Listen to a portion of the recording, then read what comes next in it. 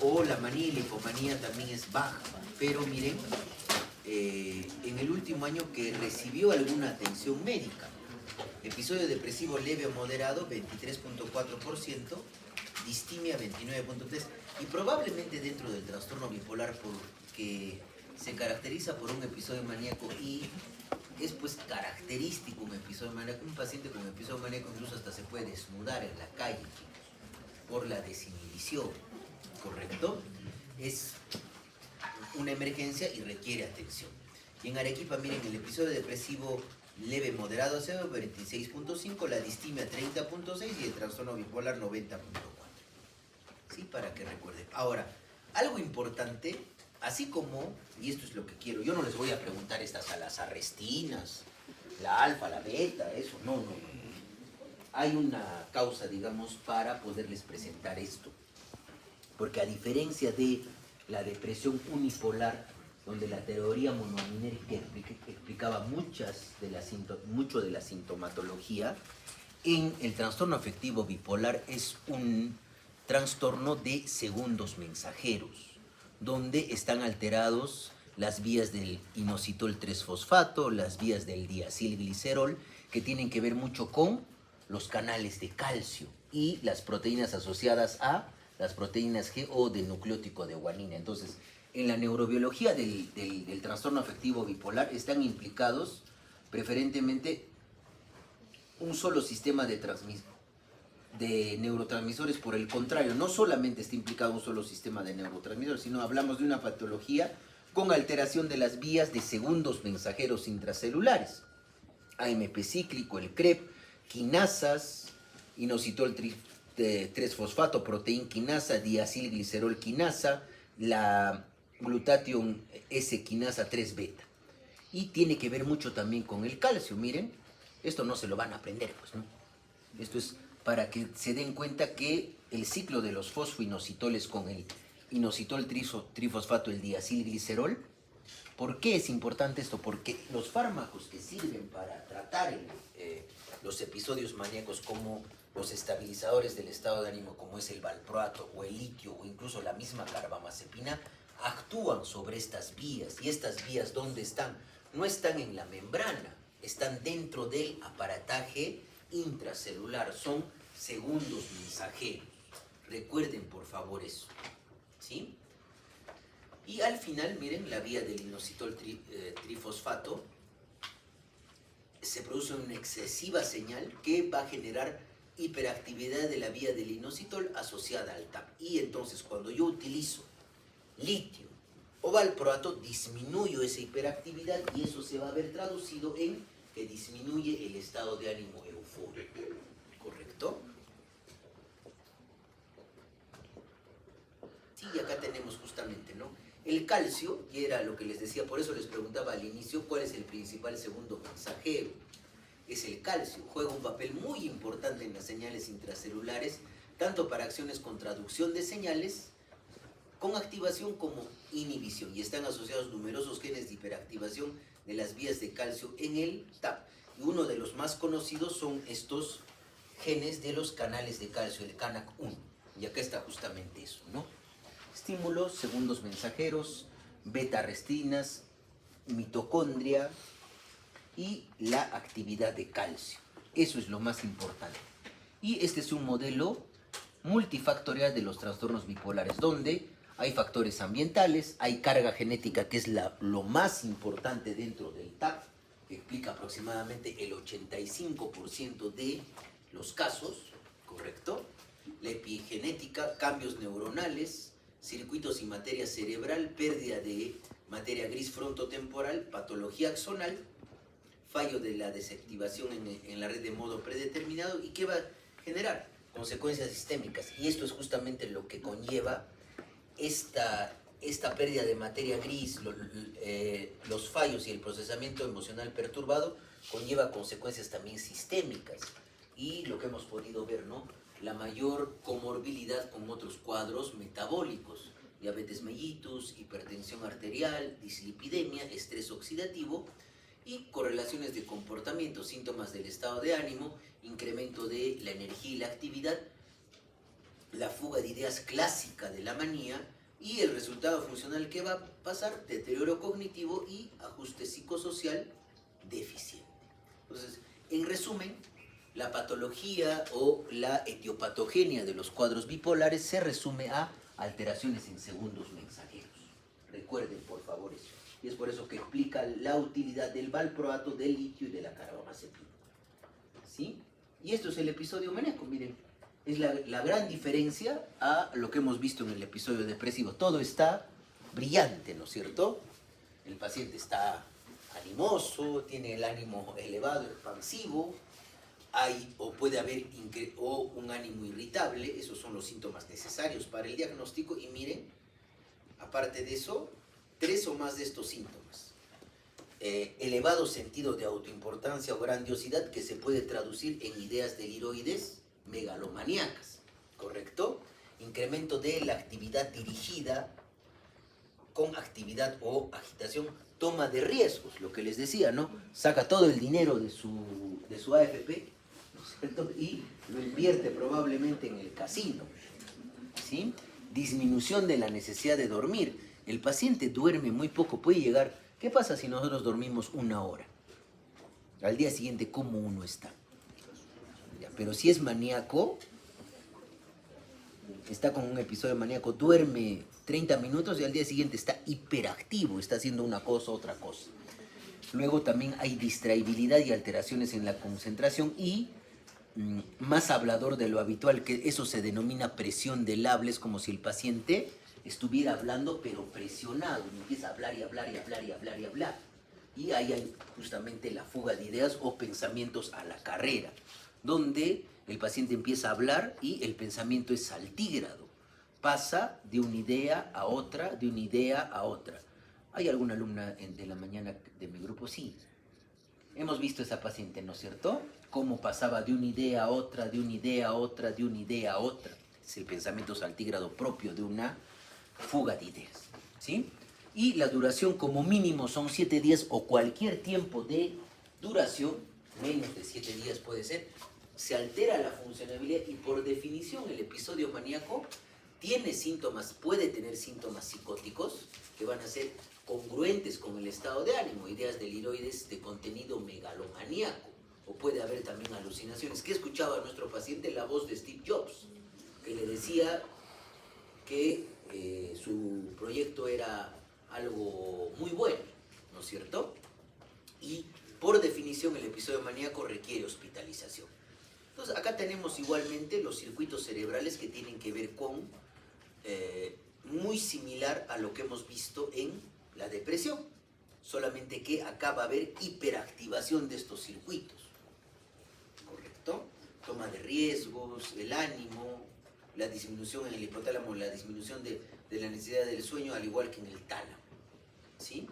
¿Y cuál es la memotecnia para un episodio maníaco? ¿Qué es en inglés dig? Cavar. Cavar. ¿Y qué es faz?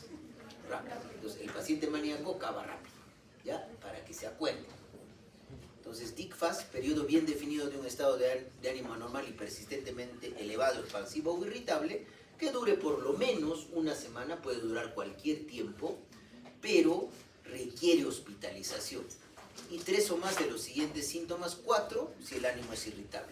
D, de distraibilidad, y de indiscreción o participación en actividades placenteras con toma de riesgos, grandiosidad, ideas megalomaníacas, ideas deliroides de contenido megalomaníaco, F de fuga de ideas, A de incremento de la actividad o agitación psicomotora, S de la falta de necesidad de dormir o falta de sueño, y T de taquibnes, que es un paciente con presión del habla o habla más de lo habitual. Hay pacientes, por ejemplo, que hacen episodio maníaco, chicos, y llegan a estar hasta afónicos de tanto que hablan, ¿correcto?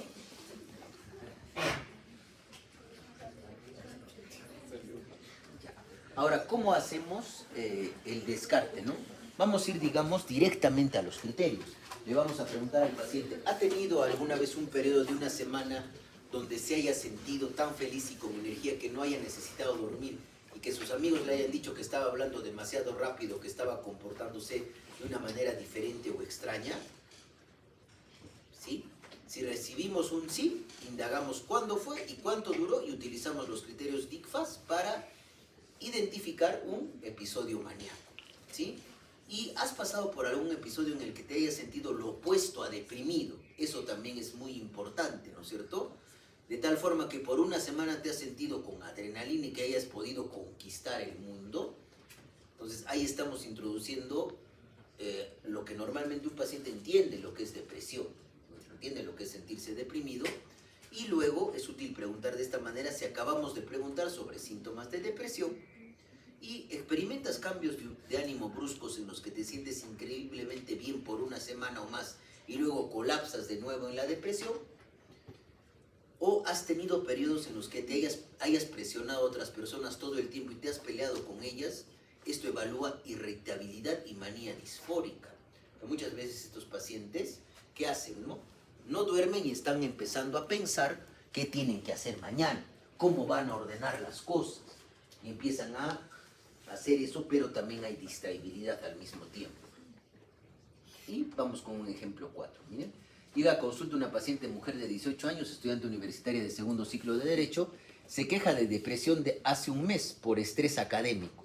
Se acercan los exámenes finales, el clínico determina que tiene tristeza, anedonia, insomnio, mala concentración, problemas para estudiar e ideas pasivas de muerte. Tiene 18 años. Además comenta que la mayoría de estos síntomas predominan por la mañana y persisten hasta la primera hora de la tarde. El entrevistador pregunta, ¿difiere mucho su ánimo entre después de comer y el atardecer? Ella responde que por la tarde y la noche está más irritable que triste. El clínico pregunta, ¿qué hace por las noches? La paciente responde que se queda hasta tarde estudiando y tratando de hacerlo todo, pero no termina las tareas. Distraibilidad.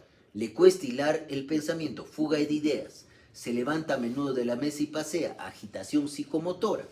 Y pasa casi todo el resto de la noche teniendo relaciones sexuales con un estudiante de posgrado casado. Impulsividad. ¿Correcto? Entonces, al final, no está alterando aún todavía el funcionamiento de la paciente. Entonces, esto es clásicamente, chicas, un episodio, chicos, hipomaníaco. ¿Ya? Entonces, el entrevistador inquiere, entonces, ¿cuánto duerme? A lo que la paciente responde que solo 3 horas cada noche, lo que es muy inferior a sus 8 horas basales. El entrevistador pregunta, ¿tienes sueño durante el día? A lo que ella le responde que está bien despierta todo el día. Si tiene somnolencia, lo que indica menor necesidad de dormir y sin tomar cafeína ni otras sustancias. A la pregunta, ¿desde cuándo así son sus tardes y noches? La paciente contesta que desde hace un mes. Además, en respuesta a las indagaciones del entrevistador, niega atender antecedentes de psicosis, ingresos psiquiátricos o consecuencias graves en relación con los citados síntomas de ánimo elevado. Finalmente, el entrevistador pregunta, ¿hay en su familia alguien que tenga trastorno bipolar o que sea maníaco depresivo? La paciente indica que su padre estuvo tomando litio de manera intermitente varios años antes de irse con su secretaria cuando ella tenía 13 años. Entonces hay el antecedente familiar de la bipolaridad y probablemente esta paciente no nos está haciendo un episodio maníaco, ¿correcto? Porque no requería, es todavía funcional. Y esa es la gran dificultad que nosotros los psiquiatras tenemos, chicos, para poder diferenciar un episodio hipomaníaco, porque el paciente, como se siente bien y se siente incluso hasta a veces más productivo de lo normal, para él es normal sentirse así. Pero ¿quiénes creen que probablemente nos van a poder dar más datos? La familia nos va a decir, hay periodos donde 1 o 2 días o hasta 4 días está muy activo, está muy activa y empieza a hacer muchas cosas y después se deprime. ¿Ya? Entonces, esto es un episodio hipomaníaco. Son los mismos síntomas de un episodio maníaco, solamente que ¿cuál es la gran diferencia? Esto de acá. Duración 4 días, pueden ser menos, no altera la funcionabilidad. Recuerden, por favor, es un episodio hipomaníaco, no altera la funcionabilidad y no hay síntomas psicóticos. Y al no haber síntomas psicóticos, no requiere hospitalización. ¿Sí? Igual va a tener las mismas características. Entonces, esto es lo que yo les quería explicar, ¿no? Cómo se configura Ahora que ya conocemos qué es un episodio depresivo unipolar, qué es un trastorno depresivo recurrente, ya conocemos qué es una distimia, ¿no es cierto? Ya conocemos qué es un episodio maníaco, qué es un episodio hipomaníaco, ahora vamos a ver cómo se configuran en el tiempo. Entonces puede haber episodios de manía, puede haber episodios de hipomanía, puede haber episodios mixtos, donde el paciente tiene 3 síntomas de la polaridad opuesta, ¿no es cierto? Acá, por ejemplo, es un episodio mixto, pero hay más síntomas maníacos y por lo menos 3 síntomas depresivos. También puede haber un episodio mixto, ¿no es cierto?, con características de manía. 3 síntomas maníacos y toda la sintomatología depresiva. Y el cuadro depresivo, ¿sí? Ahora vamos a ver cómo estos se van a ir configurando. El episodio maníaco, humor anormalmente elevado, expansivo o irritable. El episodio hipomaníaco no tiene la gravedad, el paciente es funcional y no tiene síntomas psicóticos y no requiere hospitalización. Los episodios mixtos cumplen criterios para un episodio hipomaníaco-maníaco y sintomatología depresiva al mismo tiempo. Acá otro episodio mixto cumple criterios para episodio depresivo mayor y sintomatología hipomaníaca y el episodio depresivo mayor. Entonces ahora vamos a ver cómo se van a ir las configuraciones específicas de episodios en el curso de la enfermedad. Nos van a permitir clasificar o categorizar al trastorno afectivo bipolar tipo 1, al trastorno afectivo bipolar tipo 2 y a la ciclotimia.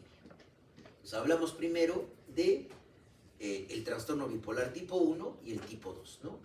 En el tipo 1 tiene que haber siempre, chicos, un episodio maníaco. Por definición, existe un episodio maníaco donde se haya descartado que sea debido a una enfermedad médica o inducido por sustancias o medicamentos, eso ya configura como diagnóstico un TAP tipo 1, la existencia de un solo episodio maníaco, ¿ya? Ocurre comúnmente, los episodios maníacos pueden ocurrir pero no son necesarios, puede haber episodios de depresión mayor pero son episodios depresivos bipolares, características mixtas pueden ocurrir, la ansiedad puede ocurrir, miren, dense cuenta que tanto para el tipo 1 como para el tipo 2 puede ocurrir características mixtas, puede ocurrir ansiedad, puede haber ciclación rápida. ¿Y a qué me refiero con ciclación rápida? Que el paciente en menos de 12 meses presente por lo menos 4 episodios afectivos mayores. Eso es ciclado rápido, ¿ya? Ciclado rápido. Puede haber síntomas psicóticos, la manía por definición tiene síntomas psicóticos, pero miren la gran diferencia, en el trastorno bipolar tipo 2 no hay un episodio maníaco pleno, hay un episodio hipomaníaco. El paciente todavía es funcionante, ¿correcto? Miren, vamos a ver la configuración acá. Miren, este es un trastorno afectivo bipolar tipo 1.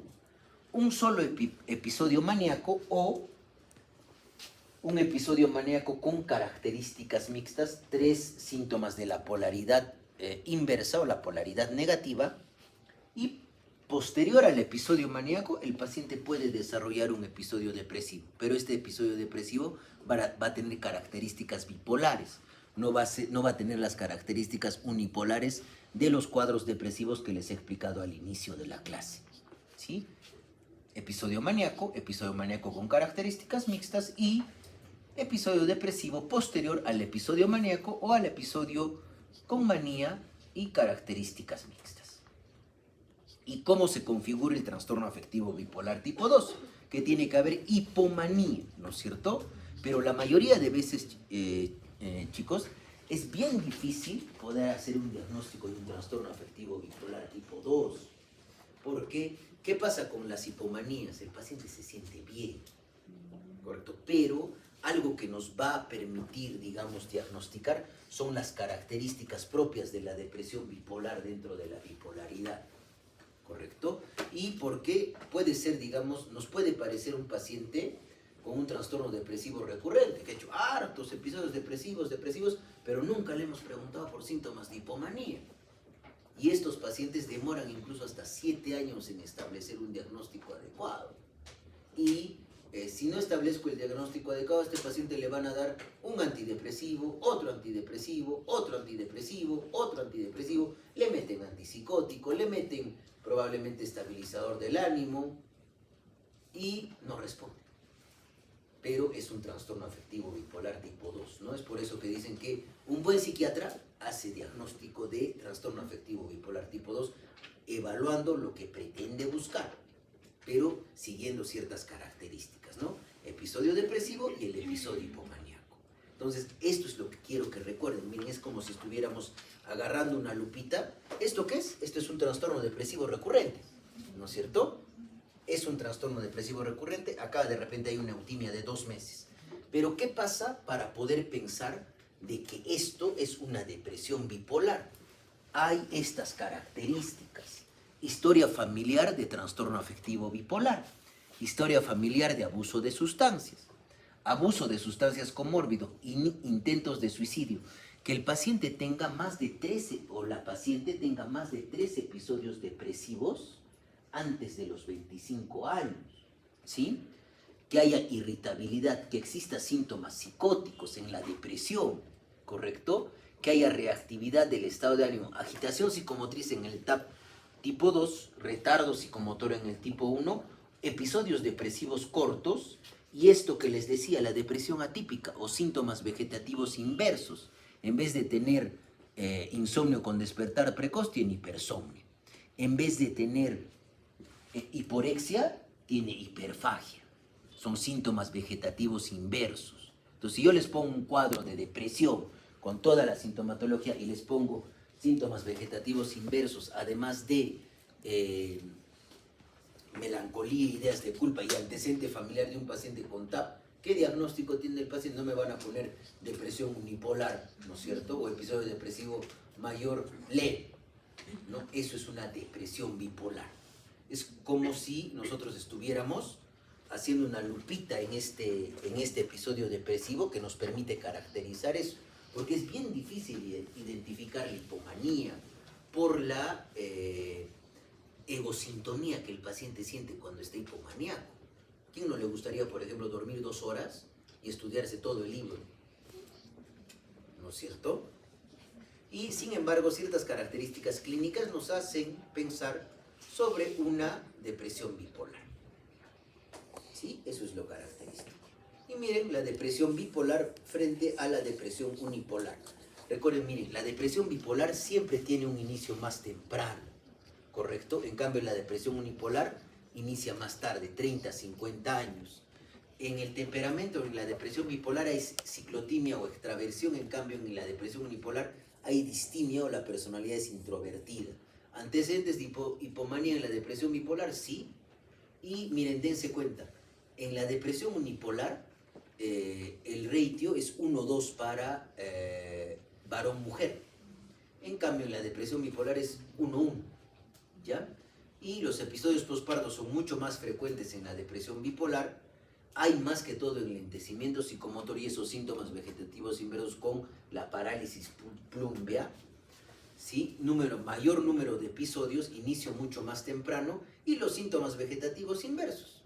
Empeoramiento vespertino, porque normalmente en el paciente con depresión unipolar se levanta más triste y más cansado y en la tarde mejora. En cambio, el paciente con depresión bipolar se levanta probablemente bien y en la tarde se siente más triste. ¿Sí? Esa es la gran diferencia. Y las características sugestivo de lo que les decía, ¿no? Hay una regla de 3 de Vieta, ¿no? Pero cuando ustedes identifiquen más de 3 episodios depresivos antes de los 25 años, que haya hecho que tenga patrón estacional, es decir, recuerden, chicos, que el trastorno afectivo bipolar, ¿por qué creen que los episodios maníacos, por el ritmo circadiano, los episodios maníacos son más frecuentes en la primavera y en el verano? Y los episodios depresivos bipolares son mucho más frecuentes en el otoño y en el invierno. ¿Sí? Recuerden, por favor, eso. Y la historia familiar. Preguntar por historia familiar.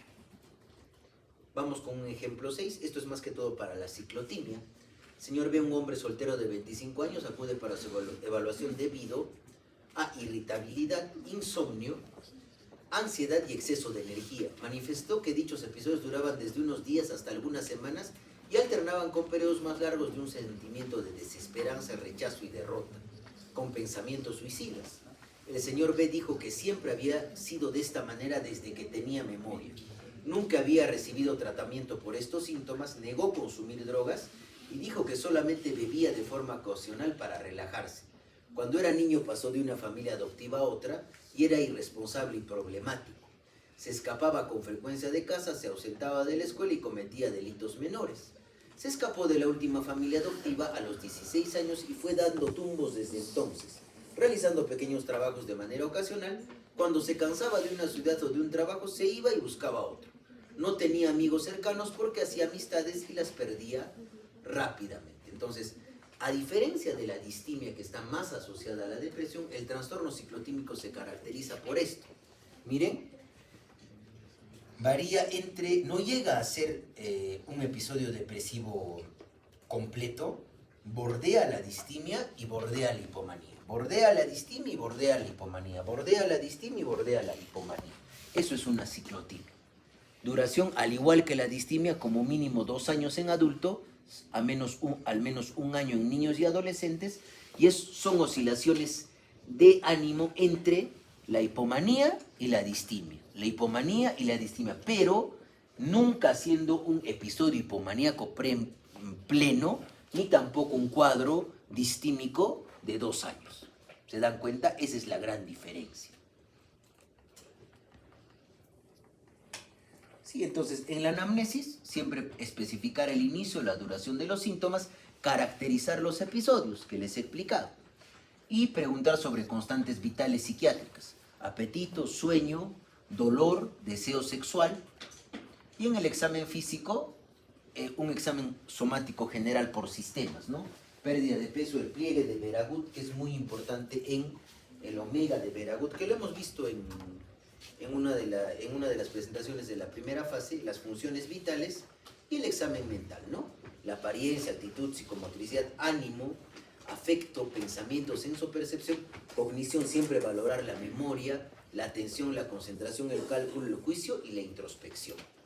Y los exámenes auxiliares, hematológicos, todos estos, hemograma, hemoglobina, TP, TPT, INR, plaquetas, perfil hepático, TGP, TGO, fosfatasa, arginina, gamma, glutamil, perfil lipídico, triglicéridos, glucosa, urea, creatinina, serología, TSH, prolactina y cortisol, y si es mujer, beta-HCG, ¿ya? Porque muchas veces, y otra de las cosas muy importantes también dentro de la bipolaridad está muy asociada, chicos, a los distiroidismos, ¿ya? ¿Y en quién es más frecuente los distiroidismos? En las mujeres, ¿ya? Parece que la mujer ha sido menos beneficiada en la evolución, ¿no es cierto? Pero en la parte, digamos, cognitiva, la mujer puede hacer más cosas que un varón al mismo tiempo. ¿Sí? Un varón es bien difícil que pueda hacer miles de cosas porque el varón solamente se enfoca en algo importante. ¿Sí? Y los exámenes auxiliares, TAC, resonancia magnética funcional, PET o SPECT. Y en el examen físico, miren, esto era lo que les decía, ¿no? El omega, o esto es el pliegue de Veragut, que se ve por el incremento de la actividad de contracción muscular del músculo corrugador de la frente en pacientes depresivos. Y vean la apariencia y la actitud en una paciente con episodio depresivo dentro de un trastorno afectivo bipolar tipo 1 y cuando está maníaca.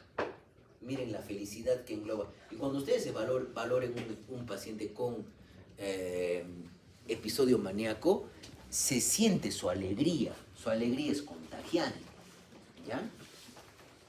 Características en la apariencia y la actitud. Y igual en el examen físico, la apariencia y la actitud, y la neuroimagen, ¿no? Miren, acá, ¿qué es lo que sucede, por ejemplo, en la depresión, ¿no? Normalmente, en un cerebro deprimido hay una hipoactividad en la corteza prefrontal dorsolateral, con una hiperactividad en la amígdala y el córtex prefrontal ventromedial. ¿Sí? Recuerden eso. Hipoactividad a nivel de el córtex prefrontal dorsolateral, hiperactividad a nivel de la amígdala y el córtex prefrontal ventromedial. Y como la amígdala está hiperactiva, la amígdala sirve como filtro para darle una valencia emocional a los eventos. Entonces, como está hiperactiva, el paciente empieza a tener ese pensamiento negativo o catastrófico respecto a las cosas. Empieza a tener un pensamiento negativo o cogniciones negativas acerca de él mismo, de las demás personas y del mundo, la vida en general. ¿Sí?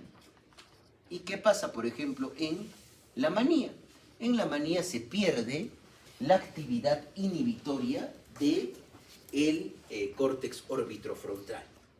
Entonces, acá esto es lo normal, porque nuestro córtex orbitrofrontal regula las otras funciones, pero en la manía no hay actividad del córtex orbitrofrontal y no se puede regular algunas conductas. ¿Y cómo vamos a abordar al paciente con trastorno afectivo? El tipo de episodio al que nos enfrentamos, si es un episodio depresivo mayor, uno hipomaníaco, uno maníaco, uno mixto. Una vez realizada la valoración, determinar si es un trastorno depresivo recurrente, si es una distimia, cómo se configura. Por eso es muy importante que cuando se les tome el examen, dibujen, chicos, en su examen, qué episodio está teniendo el paciente y cómo se está configurando. Eso se llama mood chart, ¿ya? Es más fácil de esa manera poder identificar, ¿sí? O es un TAP tipo 2 o es una ciclotimia, ¿sí? Y no se olviden de valorar el riesgo suicida del paciente. Para esto ya les explico, es muy útil el SAT Persons, ¿no? La puntuación SAT permite decir el lugar y el seguimiento del paciente, ¿no? Menos de 2, alta con seguimiento, 3 así de considerar hospitalización, un seguimiento muy cercano y más de 7, hospitalización. Y con esto vamos a el tratamiento de los trastornos afectivos. Ahora, no se trata, por ejemplo, chicos, que ustedes sepan, ¿no es cierto?, qué medicamento van a indicar, ¿no? Yo les voy a explicar qué medicamentos me tienen que conocer o qué medicamentos ustedes en el serum van a tener a su disposición. Ustedes no van a tener, pues, esquetamina intranasal para dar en el puesto de salud, ¿no es cierto? Probablemente lo que van a tener es fluoxetina y mirtazapina, o de repente sertralina, esos 3 medicamentos. Y en el trastorno bipolar es poco probable que haya valproato, que haya litio en un puesto de salud, pero sí me pueden identificar al paciente y derivarlo de manera correcta, ¿sí? Y esto es muy importante reconocer, ¿no? Miren cómo va en un episodio depresivo. Lo ideal, diga, acá están los síntomas, acá está en la fase aguda. El objetivo de la respuesta, y al introducir el medicamento, hablamos de respuesta cuando ha mejorado aproximadamente el 50% la sintomatología, ¿ya?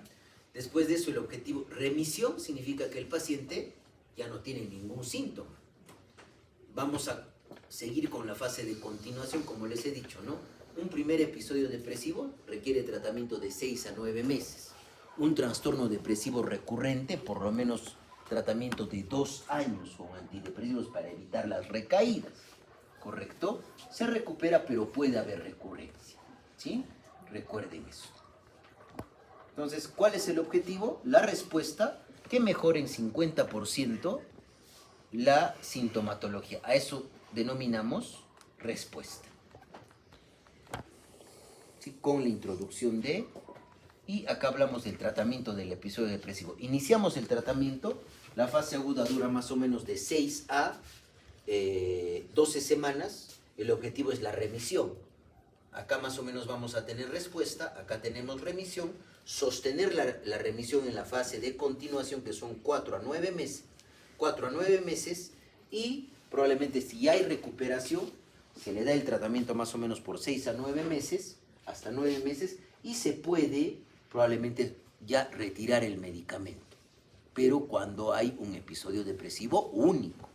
Pero cuando hay un trastorno depresivo recurrente, ¿qué es lo que sucede?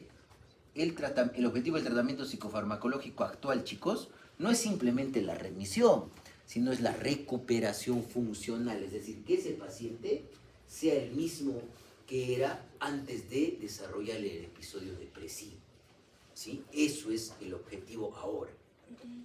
Y Acá tenemos lo que les he explicado en el cuadrito anterior, ¿no? Puede haber recaída cuando se ha alcanzado, digamos, cierta respuesta y vuelve a aparecer la sintomatología, o cuando se ha alcanzado cierta remisión, deja el paciente el tratamiento y vuelve a tener una recaída. Y cuando ya probablemente se ha tenido una remisión sostenida por 9 meses y el paciente vuelve a tener un nuevo episodio, ya hablamos de un trastorno depresivo recurrente, ¿sí? Entonces, esto es lo más importante, ¿no? Lo que yo quiero que recuerden no son estos números, sino que a mayor cantidad de episodios depresivos, el paciente también va a hacer más resistencia al tratamiento. Miren, después de 4 tratamientos, solamente el 67% de los pacientes alcanza una remisión y 33%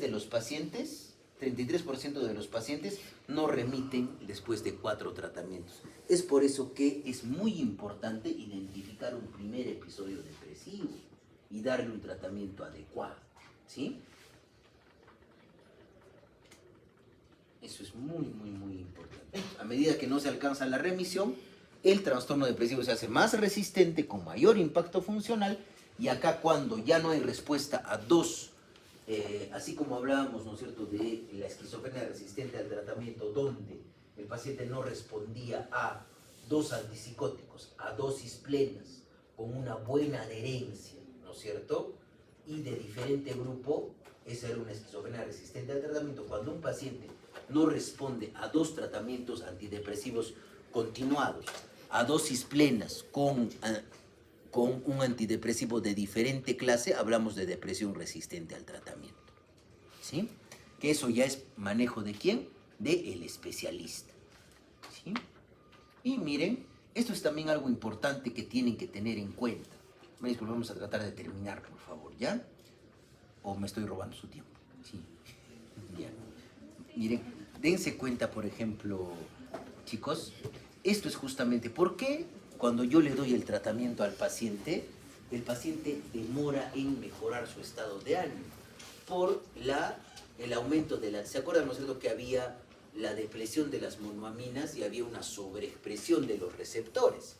Entonces, yo empiezo a dar el tratamiento y ¿qué empieza a pasar? Empieza a haber una reducción a la baja de los receptores y se mejora la neurotransmisión, pero ¿cuál es el problema? Que cuando empiezo a dar el tratamiento, cualquier tratamiento con cualquier antidepresivo, se elevan los neurotransmisores no solamente en el cerebro, sino en otras áreas de nuestro organismo. Por ejemplo, a nivel intestinal se elevan y ¿eso qué genera? Sensación nauseosa, ¿no es cierto? Y diarrea, por ejemplo, con IRS, ¿ya? Y esto es pues lo que se conoce como tiempo de latencia de respuesta de los antidepresivos, ¿correcto? Porque para poder alcanzar la mejoría, el inicio del tratamiento genera elevación aguda de los neurotransmisores y va a generar los efectos adversos al inicio. Por eso hay que tratar de iniciar el tratamiento a dosis baja y escalando poco a poco y hacerle el control al paciente en 2 semanas, ¿correcto? Porque es el tiempo de latencia de respuesta antidepresiva para la mayoría de los antidepresivos. Algunos indican que los duales, como les he explicado, ¿no?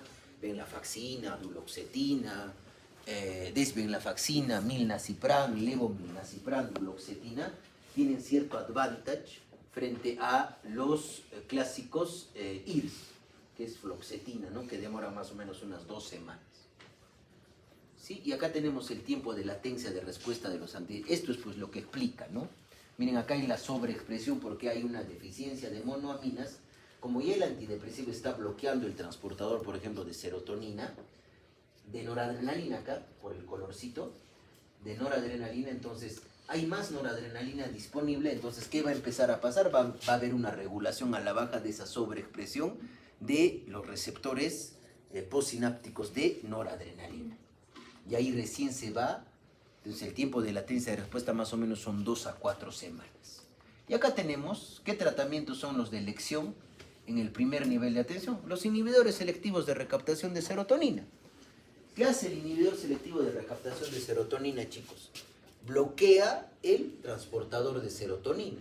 Y al bloquear el transportador de serotonina acá, esta bombita es como si fueran carritos que llevan la serotonina y la meten nuevamente a la neurona presináptica. Entonces, como está bloqueado, ¿qué va a haber? Va a haber mayor cantidad de disposición de serotonina en la hendidura sináptica que va a poder permitir la interacción con el receptor serotoninérgico y que va a generar al final, ¿qué va a elevarse? No, ya se va a elevar la serotonina, pero al interactuar con el receptor, ¿qué hace? Lo que les he explicado. ¿Qué se va a elevar? ¿Cómo se llamaba ese factor? El BDNF, se va a elevar el BDNF, ¿sí? Y dentro del primer nivel de atención, ¿cuáles son los fármacos que ustedes tienen que conocer, chicos? Fluoxetina, sertralina y estos dos, ¿no? Porque paroxetina, fluvoxamina, citalopram, son fármacos ya de repente que no se utilizan en el primer nivel de atención. Fluoxetina, dense cuenta que bloquea el transportador de serotonina, bloquea el transportador de noradrenalina y también bloquea el receptor 5-HT2C. Es por eso, por esta acción del 5-HT2C, que disminuye la impulsividad y es útil en... ¿Cuál era el fármaco de elección en un trastorno de conducta? ¿La fluoxetina en qué trastorno de conducta alimentaria era el fármaco de elección? En la bulimia. Y es justamente por este efecto. Porque bloquea la impulsividad y disminuye el apetito. La sertralina, aparte de bloquear el transportador de serotonina, también en cierta manera bloquea el transportador de dopamina y tiene una acción sobre el receptor sigma. Y el receptor sigma aún no se sabe cómo actúa. Por eso se dice que el receptor sigma es un enigma. Eso dicen, ¿no? Eso dicen en los libros, ¿no? Entonces, estos dos sí ustedes pueden utilizar, ¿no? Se inicia la dosis antidepresiva de fluoxetina es 20 miligramos. La dosis antidepresiva de sertralina es 50 miligramos, ¿correcto? El único problema de fluoxetina es que tiene bastantes interacciones farmacocinéticas. Un paciente que tiene, por ejemplo, hepatopatía no le van a dar fluoxetina. En cambio, un punto medio es la sertralina. El que no tiene ningún tipo de interacción farmacológica es el escitalopram. Ya es el escitalopram. Ya la paroxetina, el problema de la paroxetina es que produce aumento de peso por este efecto muscarínico. ¿Ya? Y disminuye el óxido nítrico y es uno de los fármacos que genera mayor disfunción sexual en el varón. Entonces, si un psiquiatra, si ustedes tienen algún familiar o algún amigo que es tratado por un psiquiatra y al varón le ha dado a un varón joven, ¿no?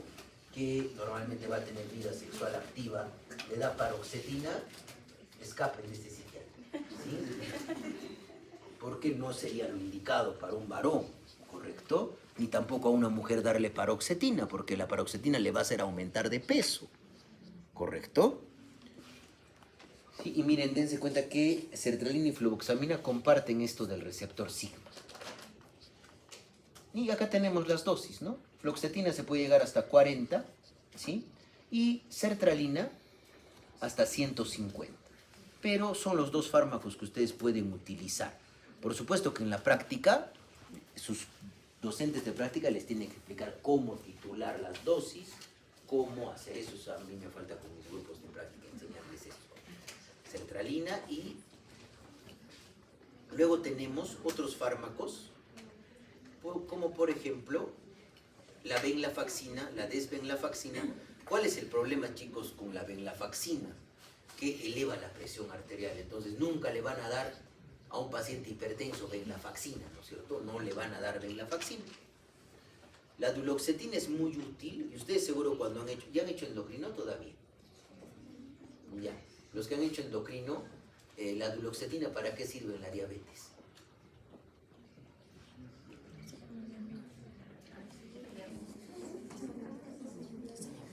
¿Para qué sirve en la diabetes? Para el tratamiento de la neuropatía diabética, la duloxetina. Porque a mayor actividad sobre el transportador de noradrenalina, tiene mayor efecto analgésico, ¿sí? Tiene mayor efecto analgésico. Ahora, lamentablemente, milnacipran y levomilnacipran, ¿cuándo llegarán al Perú? No se sabe, ¿no es cierto? Y acá están justamente las dosis. Ahora, la acción de la venlafaxina, recuerden, lo único que yo quiero que recuerden de este grupo, de los duales, es que probablemente tienen un tiempo de acción más rápido que los IRS, que puede reducirse hasta una semana en respuesta. Pero ¿cuál creen que va a ser la gran diferencia? El costo. Una venlafaxina, por ejemplo, está a 4.50. Una sertralina en el Ministerio de Salud está a 0.35 céntimos. Una fluoxetina está a 0.18 céntimos. Entonces, es muy importante tener en cuenta eso, ¿no? Y luego tenemos, y esto es lo que yo quiero que recuerden, este es justamente el dual de los pobres, ¿ya? Para que nunca se olvide, es el dual de los pobres, ¿ya? Que es la mirtazapina. ¿Por qué se llama NASA? Es Noradrenergic and Serotoninergic Specific Agent, ¿ya? Porque eleva la serotonina y eleva la noradrenalina, pero sin bloquear los transportadores de serotonina ni de noradrenalina. Miren. ¿Y qué ventajas tiene? ¿Qué hace el receptor 5-HT3 en la zona del gatillo, del vómito? Si yo bloqueo el receptor 5-HT3, lo mismo que hace ondansetron, que disminuye la sensación nauseosa, ¿no es cierto? Y uno de los efectos adversos de la elevación aguda de serotonina es la sensación nauseosa, ¿ya? Y también disminuye la diarrea, ¿correcto? Y este efecto histamínico, ¿qué creen que va a generar? Sueño, ¿no es cierto? Sueño. Por eso que les digo que es el dual de los pobres, la mirtazapina. El único problema es que con mirtazapina se tiene, chicos, aumento de peso. ¿Ya? Es un fármaco tetracíclico, pero que tiene una acción bien diferente. Y acá tenemos, por ejemplo, el bupropion. El bupropion es bien caro, ¿no? Y en el examen yo les puse, ¿no es cierto?, lo que les expliqué, bupropion o vareniclina, y varios me han marcado bupropion. Pocos han marcado vareniclina, ¿no es cierto?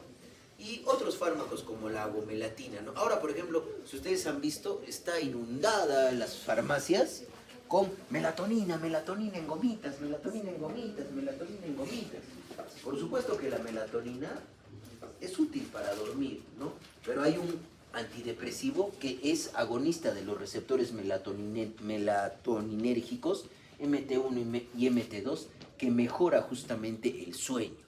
Y aparte de eso, bloquea el receptor 5-HT2C y 5-HT2B. Pero lo que yo quiero que recuerden es la mirtazapina. La mirtazapina se inicia a 15 miligramos, luego se progresa de acuerdo a tolerancia a 30 y se queda con esa dosis, ¿no? En un paciente, ¿no? El único, ¿cuál es la ventaja también de la mirtazapina? Por eso que les digo que es el dual de los pobres. No tiene metabolismo hepático ni renal. La única desventaja es que aumenta de peso. Esa es la gran desventaja, ¿sí? Y está disponible la mirtazapina. Y acá tenemos, por ejemplo, el bupropion y los agentes, los NASA, ¿no? Agentes noradrenérgicos y serotoninérgicos específicos. Mirtazapina, que es el remerón. Ahora, algo también que ustedes han podido ver, y con mis alumnos en prácticas, la mirtazapina a dosis menores de 7.5 miligramos tiene más efecto hipnótico. Es por eso que se puede utilizar como hipnótico en vez de estar utilizando benzodiazepinas de una manera errada. Ya, recuerden por favor eso, ¿sí? Y este IRS estaba hasta hace 3 años en nuestra farmacopea, pero lo retiraron. Yo he tenido buena experiencia, chicos, con la vortioxetina, y acá justamente les traigo. ¿Quiénes son ellos? Los Beatles. Y este es un fármaco serotoninérgico multimodal que tiene la mayor evidencia para mejorar los síntomas cognitivos en la depresión, la vortioxetina. Lamentablemente, hace 2 años lo han retirado del mercado. en nuestro país. Pero también porque, ¿cuánto creen que costaba una tabletita de vortioxetina? El nombre comercial era Kelac. Estaba a 9.50. Imagínense, para 30 días, de 10 miligramos, 9.50 por 30, ¿cuánto es? Casi 300 soles al mes. ¿Sí? Es mejor no tener algún trastorno mental en el termo, ¿no es cierto? Esperemos que en algún momento mejore eso, ¿no? Y estos son otros fármacos, ¿no? Que justamente tienen esa acción, ¿no? Aquí está la vortioxetina. Este sí tenemos, chicos, ¿no? La vilazodona. Y la vilazodona es muy útil cuando hay depresión asociada a ansiedad. Pero yo no les voy a preguntar, pues, vilazodona.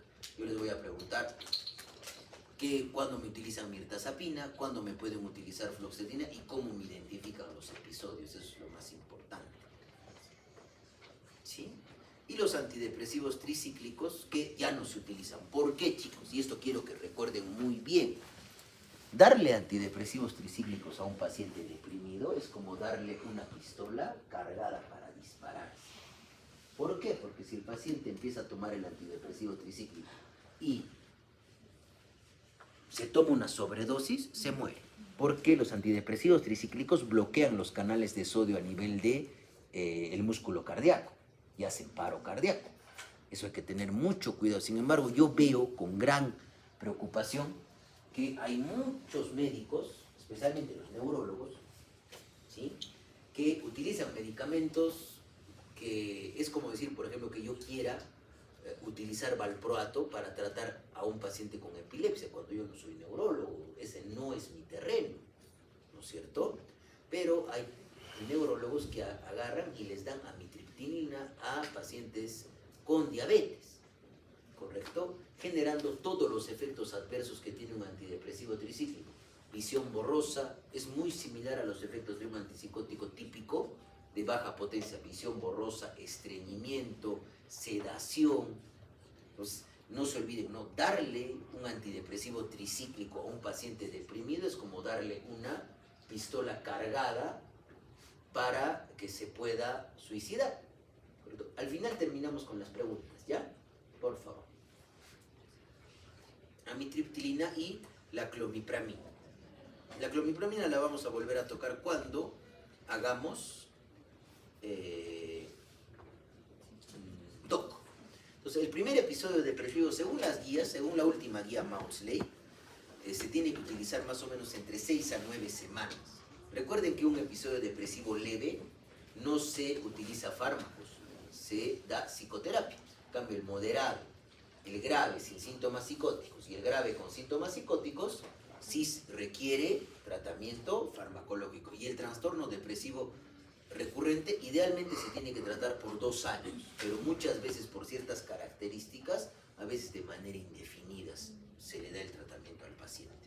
Siempre diferenciar lo que les he dicho, ¿no? La depresión unipolar de la bipolar, los trastornos de personalidad y el trastorno por uso de sustancias. Y la distimia, no existe un consenso, chicos, respecto al tiempo de tratamiento, y también es útil la valoración de los trastornos de personalidad comórbidos, ¿no? Es mucho más frecuente en la distimia el trastorno de inestabilidad emocional de la personalidad de tipo límite. Entonces, en ensayos clínicos, el único fármaco que ha demostrado algún tamaño del efecto fue amisulprida, 50 miligramos por día, ¿correcto? Para la distimia. Y acá otros tratamientos es la estimulación magnética transcraneal, que utiliza una bobina para generar un campo magnético, estimular el córtex prefrontal dorsolateral, llevar esta información al córtex prefrontal ventromedial, a la amígdala, a los núcleos del RAFE y estimular la liberación de monoaminas. Estimulación magnética transcraneal repetitiva. Y nuevos tratamientos, acá está la esquetamina, ¿correcto? Y el primer antidepresivo, probablemente que no tiene las características de un antidepresivo porque no bloquea bombas de recaptación, que es la alopregnenolona, el análogo, que está aprobado para tratar es el único antidepresivo endovenoso que está aprobado para tratar la depresión postparto. ¿correcto? Recuerden eso, ¿ya? La alopregnenolol anal. Y para el TAP siempre vamos a tratar de utilizar, si es episodio maníaco, vamos a tratar de estabilizar de arriba a abajo, si es un episodio maníaco. Y si es un episodio depresivo bipolar, voy a tratar de estabilizar de abajo hacia arriba, ¿sí? Estabilizadores del estado de ánimo, antipsicóticos de segunda generación, son los fármacos de elección. Ahora, ¿qué quiero que recuerden? Y esto en la depresión bipolar, ¿cuáles son los fármacos que tienen mayor utilidad? Acá está quetiapina, lamotrigina, lurasidona y la combinación de olanzapina, fluoxetina que se conoce como Symbiex, ¿correcto? Y el estabilizador del humor clásico es el litio. Y el litio, al igual como les he dicho, actúa sobre segundos mensajeros. Miren, aquí está el litio, inhibe la glucógeno sintetasa quinasa 3 y evita estos segundos mensajeros que promueve, va a generar al final, al bloquear eso, permite que las neurotrofinas promuevan neuroprotección, mayor plasticidad y el efecto antimaníaco y estabilizador del estado de ánimo. El litio se utiliza entre 900 a 1200 miligramos por día. ¿Cuál es la desventaja, chicos, del litio? Es que hay que dosarlo. Y ya el dosaje, pues eso no se va a hacer en una posta, ¿no es cierto? Eso se tiene que hacer en un hospital, ¿sí? Y los antipsicóticos, el ácido valproico. Ahora, ¿cuál es algo importante que yo quiero que se lleven de la clase? Chicos, el ácido valproico nunca hay que darlo a una mujer en edad fértil, por favor. Y si ustedes ven que un psiquiatra está dando ácido valproico a una mujer en edad fértil, escapen de ese psiquiatra, ¿correcto? Porque el ácido valproico, en una mujer en edad fértil, tiene un efecto teratógeno alto. 2, eleva la incidencia del síndrome de ovario poliquístico. 3, genera caída de cabello. ¿Ya? 4, exacerba el acné. ¿A qué mujer le va a gustar, por ejemplo, que desarrolle ovario poliquístico? Y 5, aumenta de peso. ¿A quién le va a gustar eso? Sin embargo, yo veo, chicos, que se prescribe ácido valproico como el chinchín. Le dan el paciente límite, le ponen valproato. Creo que alguna vez con alguno de los grupos, sí creo que modifiqué y le suspendí valproato a una paciente, ¿no es cierto? No está bien que se le dé valproato, por el riesgo de la teratogenicidad, ¿no? Está muy asociado, por ejemplo, a espina bífida, correcto, el valproato, ¿ya? Y la carbamazepina, que ya es un fármaco de segunda o de tercera elección para la bipolaridad. Sí, y acá tenemos los posibles mecanismos de acción que actúan sobre segundas vías. Miren, incluso hasta el BCL2, el genoma neural, y aquí está justamente el valproato que inhibe la proteína quinasa C, inhibe la glucógeno sintetasa quinasa 3, que al final van a permitir promover neuroprotección, plasticidad a largo plazo y un efecto antimaníaco y estabilizador del estado de ánimo. En el varón sí le podemos dar valproato, pero con el cuidado, ¿no? Porque probablemente el valproato le va a generar aumento de peso. ¿Sí? Ese es el problema del valproato. Y la lamotrigina también, ¿no? Entonces, si están haciendo neurología clínico-quirúrgica, han visto que los neurólogos utilizan la lamotrigina como antiepiléptico. Nosotros utilizamos la lamotrigina como estabilizador del estado de ánimo porque bloquea los canales de sodio, es un fármaco antiglutamatérgico, y los canales de potasio y de calcio. Sin embargo, actúa a nivel y permite que no se libere mucho glutamato. ¿Cuál es el principal riesgo de la lamotrigina? A ver, ¿cómo se llama esa necrólisis epidérmica tóxica? Stevens-Johnson, ¿ya? Stevens-Johnson, ese es el riesgo, ¿ya? Y miren, acá tenemos, o sea, esto no es importante, yo lo que quiero que recuerden es que el tratamiento de elección para el trastorno bipolar son estabilizadores del estado de ánimo y antipsicóticos de segunda generación. Y otra de las cosas que quiero que recuerden es que no me van a prescribir nunca valproato a una mujer en edad fértil, por favor, ¿ya? Y acá tenemos los diferentes medicamentos, ¿no? Y antipsicóticos que pueden actuar. Ahora, como hemos visto, ¿no es cierto?, en la diapositiva, la lurasidona y la quetiapina son los fármacos que más se utilizan en la depresión bipolar, ¿correcto? En la depresión bipolar. Y ahorita vamos a ver en la parte de la depresión bipolar. Y acá está la quetiapina. Este dibujito es bien interesante, chicos. Miren las diferentes dosis de quetiapina para su acción. Si yo tengo un paciente con esquizofrenia, voy a utilizar pues alpapaos, ¿no es cierto? Porque va a tener netamente un efecto antipsicótico. Si yo quiero aprovechar el efecto antidepresivo de la quetiapina, voy a utilizar una dosis en promedio de 300. Y si yo quiero utilizar es decir, va a ser la mamaos. Y si yo quiero utilizar un efecto netamente hipnótico, ¿por qué creen que la quetiapina viene en tabletitas de 25 miligramos? Si yo parto incluso la de 25 miligramos, menos dosis de quetiapina es más hipnótica. ¿Correcto? Entonces, si ustedes ven a un paciente que está recibiendo 100 miligramos de quetiapina, no se sabe para qué le están dando esa quetiapina. ¿No es cierto?